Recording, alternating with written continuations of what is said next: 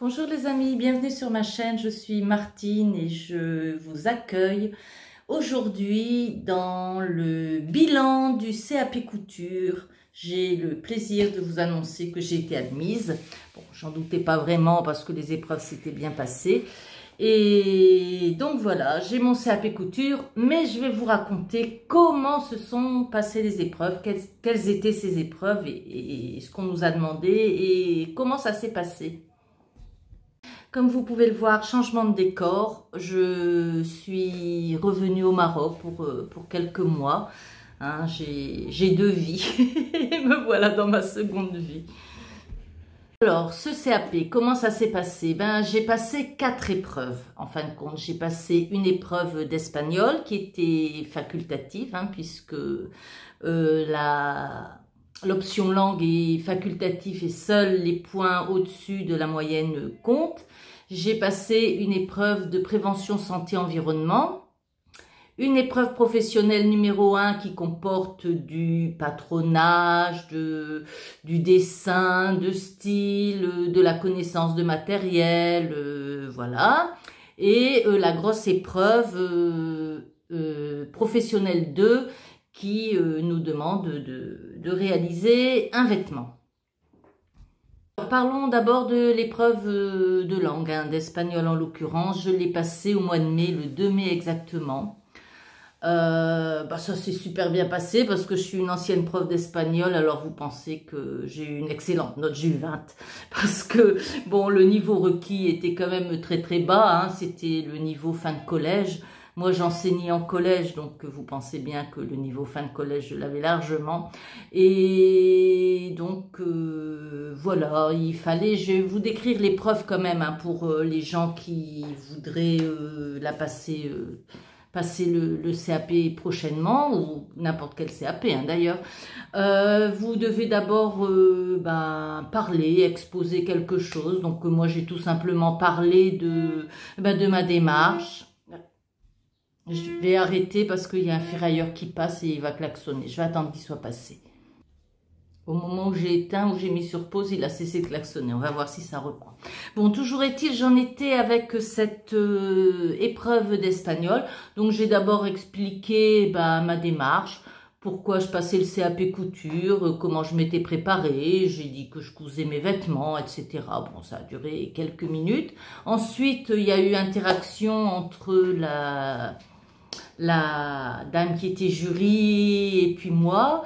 Et puis bon, on a parlé couture, on a parlé d'autres CAP, on a parlé aussi de nos métiers, puisque elle est prof d'espagnol et moi j'étais prof d'espagnol, donc on a échangé.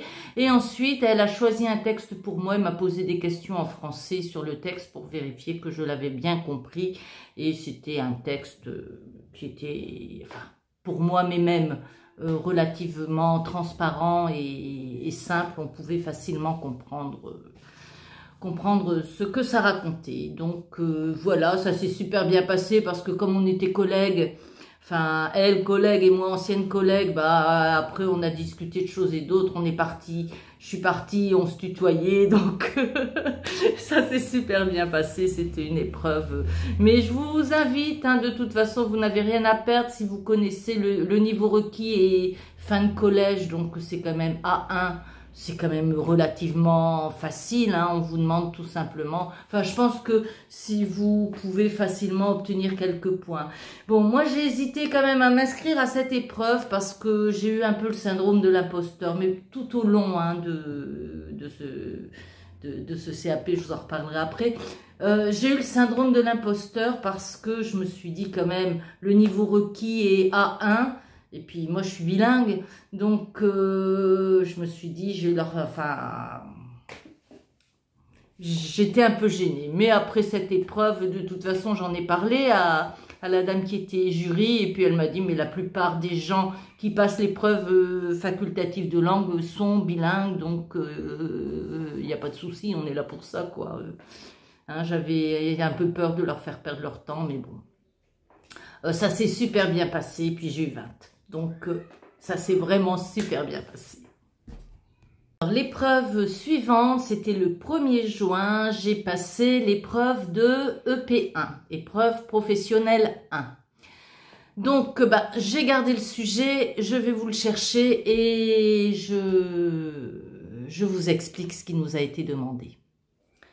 Alors que j'avais dû courir à Roubaix pour passer mon épreuve d'espagnol, l'épreuve de P1, de PSE et EP2 se sont passées dans un lycée juste à côté de chez moi, à Avingles, un lycée professionnel. Donc, voilà le sujet qu'on a eu. Bon, ça va pas vous dire grand-chose, je vais... Donc, voilà. En patronage, mais pas seulement en patronage. Bon, déjà en patronage, on a eu une mise en situation d'une entreprise qui, à partir d'une jupe trapèze, voulait sortir une petite jupe portefeuille avec un empiècement en haut.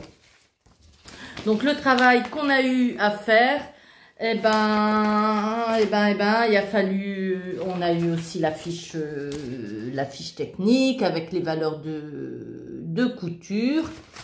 Et en patronage, il a fallu patronner, tout simplement, patronner la petite jupe. On a eu le patron de base sur une feuille à patron. On avait du papier de soie, un petit morceau de papier calque. Les règles nous ont été fournies et à partir de là, il a fallu patronner cette jupe-là à partir du patron de base. Bon, c'était pas très très difficile parce qu'il nous disait, faites l'empiècement à 12 cm, faites une croisure d'autant de centimètres. J'ai oublié, puis j'ai plus les... Ah si, voilà. Voyez. On avait vraiment les dessins de ce qu'il fallait faire avec les centimètres, vous voyez. 12 cm, 120 mm pour l'empiècement. Il fallait la raccourcir de 15 cm. Voilà, rejoindre, former la pince que j'ai fait sur le papier calque. Et puis, reformer l'arrondi, relever l'empiècement. Enfin, voilà le sujet en patronage. Bon. Moi j'ai fait une erreur, j'ai tout fait sur le même, un peu comme la coupe d'or, vous savez, j'ai tout fait sur le même truc, sauf que à la fin, il fallait, industrialiser les éléments. Pour industrialiser les éléments, il faut rajouter les marges de couture, et je pouvais pas faire sur une même, sur un croquis qui comportait les mêmes choses, donc les différentes pièces. Donc, j'ai dû découper les pièces pour les reporter. J'avais plus beaucoup le temps, donc j'ai découpé les pièces. Bon, mes pièces étaient bonnes, mais elles devaient normalement être toutes sur la même feuille et je les ai découpées. Donc, bon, c'est tout. Je me souviens plus la note que j'ai eue. J'ai eu que des bonnes notes, donc vous en faites pas. L'important, c'est de l'avoir eu. Les notes, j'ai oublié. Je me souviens de mon 20 en espagnol, mais j'ai oublié la note que j'ai eue en EP1. Comment je veux dire, donc voilà, pour le patronage c'était ce qui était demandé. On a eu aussi du dessin une planche d'ambiance, voilà, ça s'appelle, c'est le mood board, c'est ça. Donc et à partir de là, il fallait imaginer une broderie sur l'empiècement de la jupe. Et il fallait la dessiner, la colorier dans les tons, en respectant les tons, en respectant le thème. Bon, c'est ce que j'ai le moins bien réussi. Moi, j'ai voulu reproduire ce motif-là, mais au niveau des proportions, j'y étais pas. Donc, comme j'avais perdu pas mal de temps sur le patronage du fait que je m'étais trompée, j'ai pas eu beaucoup de temps pour faire ça. Autrement, on a eu des questions, elles sont pas là parce qu'elles étaient, il fallait rendre les feuilles pour répondre. On a eu des questions, des dessins de pieds presseurs, il fallait reconnaître le pied presseur pour la fermeture à glissière. On a eu aussi des sections, alors les sections, ce sont les coupes transversales d'une couture. Il fallait reconnaître celle aussi de la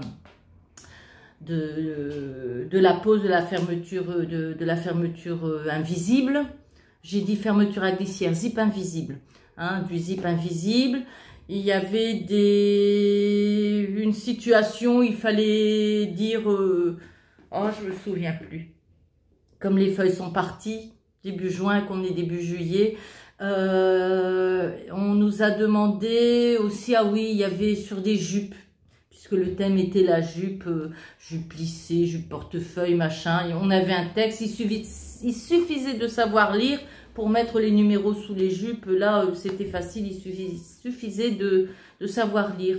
Et une sur la sécurité de l'atelier. Voilà, c'est tout ce qu'on a eu. Bon, j'ai passé vraiment beaucoup de temps, moi, sur le patronage, hein, puisque, bon, je pense que la majorité de l'épreuve porte sur le patronage, hein, plutôt que sur les autres. Donc, voilà pour l'épreuve EP1, alors, qui s'intitule « Analyse et exploitation de données esthétiques et techniques ». Ouais, c'est tout à fait ça. Donc, voilà pour l'EP1. Je passe maintenant à l'épreuve PSE, Prévention, Santé et Environnement, qui, elle, a eu lieu le 5 juin. Toujours dans le même lycée, bon, dans une autre salle pour le P1, comme il y avait besoin de patronner, on était dans la salle de couture où il y avait des tables de coupe, tandis que pour l'épreuve de PSE, on était dans une salle de classe. Alors, je tiens à souligner l'accueil de ce lycée. On n'était que des candidats libres, hein. Je pense que les élèves l'ont passé à un autre moment dans d'autres conditions. Il y avait une vingtaine d'inscrits, il y avait 8 absents, et donc voilà, on n'a pas... Oui, l'accueil était vraiment très très bien, il faisait chaud, on a eu des bouteilles d'eau pour l'épreuve de P2, on nous a proposé de manger à la cantine, ce qui était excellent, enfin vraiment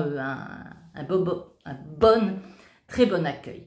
Donc, j'étais en train de vous parler de l'épreuve de PSE. Alors, l'épreuve de PSE, j'avais pas révisé. Je pense que j'ai eu, je sais plus, 18 ou quelque chose comme ça. Enfin, si vous savez lire, vous connaissez. On a eu une affiche. Le sujet est parti parce que il faut rendre toute la feuille avec, puisqu'il faut répondre il faut répondre sur les feuilles qu'ils nous donnent. Donc, on a eu une affiche sur le sport, il fallait dire quel est le thème de l'affiche, qu'est-ce qu'il faut faire pour être en bonne santé, qu'est-ce que vous pouvez faire pour votre côté. Enfin, il suffisait de lire l'affiche et puis de remplir. Pareil, il y avait une situation, alors je vous raconte, et là vous allez voir qu'il suffit de savoir lire. Il s'appelait Simon, cet homme-là, hein. Simon travaille... dans une menuiserie, il est confronté, il travaille dans un atelier poussiéreux, bruyant, et il découpe des planches à la scie. La question suivante, c'était citer 3 dangers auxquels est exposé Simon. Alors, c'est tout, hein, le bruit, la poussière, et puis le danger de se couper, et puis voilà, il suffisait de savoir lire le texte pour pouvoir répondre aux questions. Et tout était à l'avenant comme ça, donc franchement, PSE, ne vous en faites pas. Ça n'a pas un grand coefficient, un PSE, ça a un coefficient 1. Tandis que l'épreuve de P1, je ne vous l'ai pas dit, elle a coefficient 4, et elle dure 3 heures. L'épreuve de PSE dure 1 heure et elle est en coefficient 1. Donc voilà, il suffisait de... Voilà, et d'avoir du bon sens. Il y avait aussi des questions, oui, sur le sport, sur une situation au travail, sur le secourisme au travail, qu'est-ce qu'il faut faire, quelle est la première chose à faire quand on se retrouve face à un accident du travail, avec plusieurs propositions. J'ai oublié les autres questions, mais en tout cas c'était facile et il suffit, oui, de savoir lire, de comprendre ce qu'on lit et d'avoir du bon sens. Si vous avez ces 3 choses-là, vous aurez une excellente note en prévention, santé et environnement. Alors reste la 3e épreuve, la plus grosse épreuve, hein, puisqu'elle est en coefficient 11.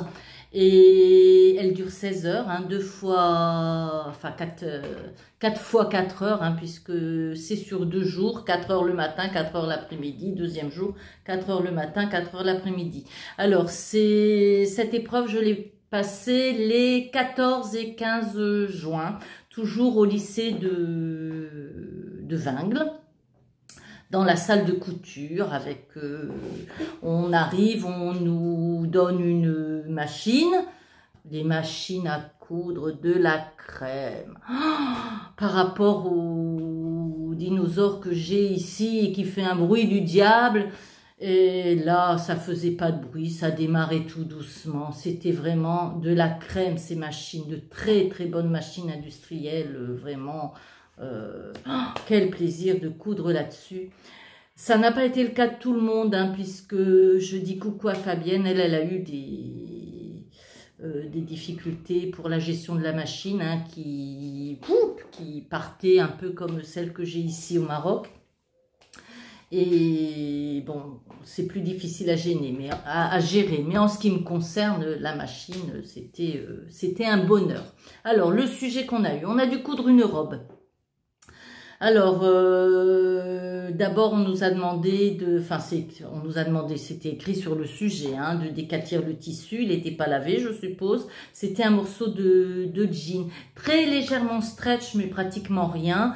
Et il fallait faire une robe genre courrège. Oh, elle était belle, cette petite robe. Alors, je vous la décris. Je peux pas vous donner le...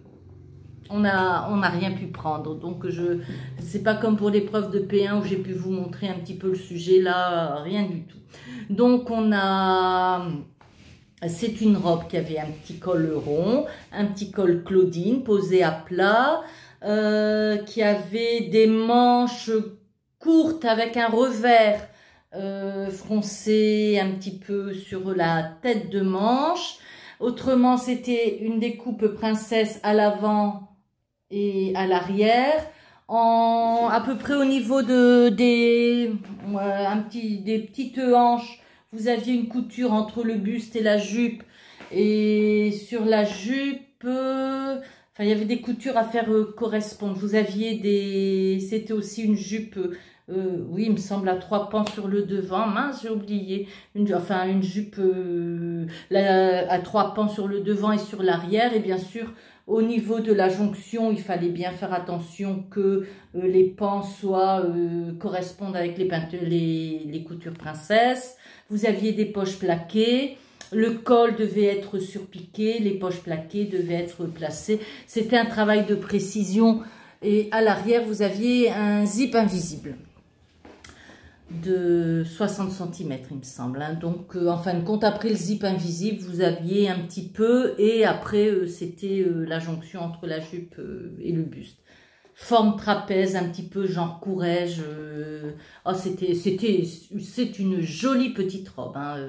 Je vais la récupérer. On pourra la récupérer dans un an. Une fois que les épreuves du CAP 2024 seront passées, il faudra téléphoner au lycée pour récupérer sa robe. Alors, elle est en taille 38.